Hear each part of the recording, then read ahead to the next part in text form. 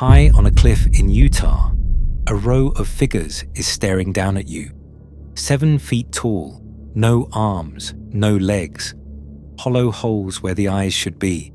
They were painted before the pyramids were built, and whoever painted them is gone. Climb into the canyon underneath them, and you find the houses, doorways 4 feet high, grinding stones still sitting where someone set them down, and those figures on the wall above it all, watching the empty rooms the way they have watched for 4,000 years. The people who lived here didn't pack. They didn't leave behind a grave, or a battle, or a goodbye. One season they were farming these walls, the next they were gone, and every canyon in this state tells the same story, under the same painted watchers. 8 of them. We start with the ones who never stopped staring. Number 8. Sego Canyon, eastern Utah, near the ghost town of Thompson Springs. You come around the canyon wall, and they are already looking at you. More than 80 of them, painted and carved into the sandstone, some of them life-sized, some of them bigger. Broad shoulders that taper down into nothing. No legs to stand on, no arms to reach with, and those faces, hollowed out where the eyes belong, 2 dark sockets in a blank head, staring out of the rock at whoever walks into the canyon. They are old in a way that is hard to hold in your head. The oldest figures here go back around 8,000 years, to a people we call the Archaic, about whom we know almost nothing at all. Then the Fremont came and painted their own figures beside them. Then the Ute came and painted theirs. 3 separate peoples across thousands of years, each one arriving, living here, and then vanishing off the wall. And each one, before they went, added more watchers to the rock. Here is the part nobody can answer. We do not know what they are. The honest scholars will tell you these are most likely spirit figures, the things a shaman saw in a trance, painted onto the cliff so the rest of the people could see them too. Others look at the hollow eyes and the antenna-like shapes above the heads and see something they think came down out of the sky. I'm not going to tell you which is true, because the truth is that no one living knows. What I can tell you is that the people who painted them are gone, and the figures they left behind are still here, still facing out, still waiting for an answer that never comes. Stand in front of them long enough and the feeling creeps up on you anyway. It isn't that they look frightening, it's that they look like they are about to move. Number 7. Horseshoe Canyon, a remote arm of Canyonlands, deep in the southern Utah desert. It is a long, hard walk in. No road takes you to it. You drop down into the canyon on foot, you follow the dry wash for miles, and then the wall opens out, and you are standing in front of what people who study these things will quietly call the finest rock art in North America. They call it the Great Gallery, a panel of figures stretching the length of a canyon wall, some of them more than 7 feet tall, painted somewhere around 2,000 years ago, and maybe a great deal older. Tall, dark, hooded shapes with no limbs, hovering over the sand. And in the middle of them, one figure that the people who come here have named the Holy Ghost, a pale, looming presence that seems to glow against the stone. The strangest thing about the Holy Ghost is what happens when you walk toward it. People who have been there describe the same thing. The closer you get, the more it seems to pull back into the wall, to recede, to keep its distance. A trick of the fading paint and the light, almost certainly. Almost. And the people who made it. They are the deep mystery of this whole list. The Great Gallery was painted by a culture older than the Fremont, older than the ancestral Puebloans, a people so far back in time that we cannot tell you their name, what language they spoke, or what they believed. We have their art, we have nothing else. They painted these enormous watching figures with extraordinary care, and then they vanish so completely that for thousands of years, no one even knew they had been here at all. Number 6. Range Creek Canyon, hidden in the Book Cliffs of central Utah. For half a century, one family kept this canyon a secret. A rancher bought the land, fenced it, and quietly refused to let the outside world in.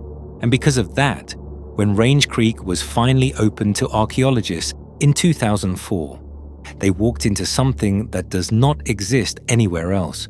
A canyon full of an ancient people's lives, completely untouched, not looted, not picked over, left exactly as it was. There are arrowheads still lying in the sand where they fell, grinding stones, baskets, sandals. In one place, strands of human hair 1,000 years old. The people who study it describe the same uncanny feeling over and over, that the last 1,000 years simply never happened here, that the people stepped out a moment ago and might come back. But it's what they built that should stop you. All through this canyon, high up on the cliff walls, they constructed their granaries, the stone bins where they kept their corn, and they built them in places a person can barely reach. 100 feet up sheer rock. On ledges you would need ropes and nerve to get to. When an archaeologist was asked why anyone would store their food somewhere that dangerous, he gave an answer that lingers. They weren't protecting it from animals. They built them that high so that other people couldn't get to it. These were farmers who were terrified of something, and the something was each other. And then there is the figure called the Falling Man, etched into the rock at the bottom of an ugly drop, right below one of those granaries. A human shape, arms out, head down, plunging. No one can tell you what it records, but it is carved exactly where a person would land if they went off the cliff above it, reaching for the food that someone built far out of reach. Around 1300, the people who lived here, the Fremont, disappeared. The corn is still in some of those bins. Number 5. Grand Gulch, a 56-mile canyon carved into Cedar Mesa in the southeast corner of the state. This was once one of the most crowded places in all of ancient North America. Grand Gulch and the canyons that branch off it held so many people for so long that the walls are still lined with their homes, their storage rooms, their ceremonial chambers, and their painted figures, mile after mile after mile of them. 700 years after the last of them left, a person walking the canyon today can still find pottery shattered on the ground where it broke. And again, you see the fear written into the architecture. The ruins here have names: jailhouse, split level, turkey pen, and the thing they share is that they are built in impossible places. Homes pinned to ledges with 50 feet of smooth, blank cliff below them, and nothing but smooth rock above. To get into your own house, you had to climb a route that would kill you if you slipped. Archaeologists still argue openly about why a whole people chose to live like that, chose generation after generation these inaccessible, defensive, frightened positions, as though the entire canyon were braced against something that is never named in anything they left behind. The people of Grand Gulch were ancestral Puebloans, and I want to be careful and honest here because their descendants are alive today, the Hopi, the Pueblo people of the Southwest, and they will tell you their ancestors did not vanish into thin air. They moved. But the question that hangs over this canyon is why they moved so suddenly and all at once, abandoning the most densely settled land in the region around the year 1300 and never coming back. The tree rings record terrible droughts. Some say the land simply gave out. Some say something darker drove them. The walls don't say. They only kept the houses, climbing up into the dark like a staircase no one uses anymore. Number 4. Moonhouse, a cliff dwelling sealed into a canyon wall on Cedar Mesa. This one is hard to reach on purpose and hard to get permission for. So many people want to see it that the government now hands out only a tiny number of permits each day, and they are gone within minutes of the gate opening. People line up at dawn in the parking lot to wait. What they are waiting for is a room. Deep inside the dwelling, on an interior wall, the people who lived here painted a long band of white moons, a row of pale circles and crescents running across the stone, moving through their phases, full to dark and back again. It is why we call it Moonhouse, and no one can tell you what it was for. A calendar, a ceremony, a record of something that happened in the sky. The people who painted it built this place so that the inner rooms could only be reached through a low, narrow passage, a space you have to fold yourself into, as though what was painted on that wall was meant to be kept, and kept hidden. They were extraordinary climbers, these people, and extraordinary builders, and somewhere around the year 1300 they walked out of this canyon along with everyone else on Cedar Mesa and did not return. The moons are still on the wall, still moving through their phases in the dark, in a room that takes a permit, and a dawn, and a long climb to reach, painted for an audience that left 7 centuries ago. Number 3, 9 Mile Canyon, a 40-mile gallery of stone in eastern Utah. They call it the longest art gallery in the world, and the name is not an exaggeration. Drive the length of 9 Mile Canyon, and you pass more than 10,000 individual images carved and painted into the rock, and the people who study it think the real number may be 10 times higher than that. Hunters, animals, spirals, rows of figures marching across the stone, hands, shapes that have no name in any language we know, the densest concentration of ancient images anywhere on the continent, all of it left by the Fremont, who lived here and worked these walls until around the year 1250, and then were gone. Here is what gets under your skin about 9 Mile. The images are not a written language. We can see them perfectly. They are right there, thousands of them, clearer than the day they were made, and we cannot read a single one. We can stand in front of a message a person carved with enormous effort, a message they clearly needed to leave, and we have no idea what it says. The meaning walked out of the canyon with the people who made it, and the canyon has emptied twice. After the Fremont vanished, settlers came 1,000 years later, built homes, a road, a little community. They are gone too now. There is a ghost town in 9 Mile Canyon, abandoned, the windows dark.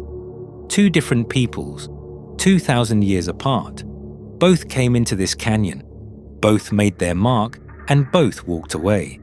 The only thing that stayed is the 10,000 figures on the wall, telling a story no one alive can read. Number 2, House on Fire, a ruin in Mule Canyon, on the edge of Cedar Mesa. When you first see it, your body reacts before your mind does, because the dwelling appears to be burning. The cliff ceiling above the little stone rooms is streaked with wavy bands of orange and gold, and when the morning light bounces up off the canyon floor and hits them, the rock comes alive. The whole overhang looks like flames are pouring up and out of the rooftops. People have stood there convinced for a second that they were watching a fire that makes no sound and gives no heat. It never burns. It has looked like that on the right morning for somewhere around 800 years, a house on fire that never goes out and never goes down. The people who built these rooms, ancestral Pueblans, were here from roughly the 8th century until the middle of the 1200s, when nearly every person in this entire region disappeared from the record within the span of a generation or two. And there is one small detail here that says everything about how we treat what they left. The low doorways of House on Fire have been deliberately filled with stones, blocked, sealed shut, to stop visitors from crawling inside and crushing what survives. So the dwelling sits there under its frozen fire, doorways stopped up with rock, a home that looks like it is burning, and a door that has been walled closed, waiting for people who are never coming back. Number 1. Comb Ridge, a wall of stone that runs for 110 miles across the desert. Save the biggest for last, because Comb Ridge is not a canyon, it is the edge of the whole vanished world. Picture a single ridge of rock, tilted up out of the desert like a comb stood on its spine, running unbroken for more than 100 miles across southern Utah and down into Arizona. And all along its base, in canyon after canyon after canyon, cut into its flank, are the dwellings and the granaries and the painted walls of the people who lived here. Not one site, not 10, dozens of them, strung the length of a 100-mile wall. People were here almost beyond reckoning. The first hunters passed through perhaps 13,000 years ago. The ancestral Puebloans built their homes all along this ridge, starting around 2,500 years ago, and lived here and farmed here and carved their figures into the rock here. And then, in the middle of the 1200s, the entire length of it went quiet. Every canyon along the comb emptied in the same handful of decades. 110 miles of homes, abandoned at once. That is the thing that should stay with you, standing at the foot of that ridge. It is not one family that left, or one village. It is a whole civilization's worth of people, spread along a wall of stone longer than some countries, who farmed and built and painted their watches onto the rock, and who, within the span of a single lifetime, all stood up and walked away, leaving the corn in the bins and the figures on the wall, and not one written word to tell us why. 8 canyons, 1 vanishing, and it is worth saying plainly, because it is the honest part. These people were not magicked off the face of the earth. The Hopi and the Pueblo nations will tell you, and they are right, that these were their ancestors, and that their ancestors moved south and east to the mesas where their descendants live to this day. The mystery is not where the people went. The mystery is why they went the way they did. Why an entire civilization, spread across hundreds of miles of canyon country, abandoned the most settled land in the Southwest in the span of a generation. Why they built their homes 100 feet up sheer cliffs, like people hiding from something they never named. Why they left the corn in the storage jars and the sandals on the floor, as if they meant to come back, and then never did. Drought, the tree rings say. War, some of the bones say. Fear, the architecture says. The walls themselves say nothing at all. They only kept the watchers, 7 feet tall, no arms, no legs, hollow holes where the eyes should be, painted before the pyramids, still facing out of the rock in canyon after canyon across this entire state, staring at the empty rooms the way they have stared for 4,000 years, waiting like they have always been waiting for the people to come back and explain.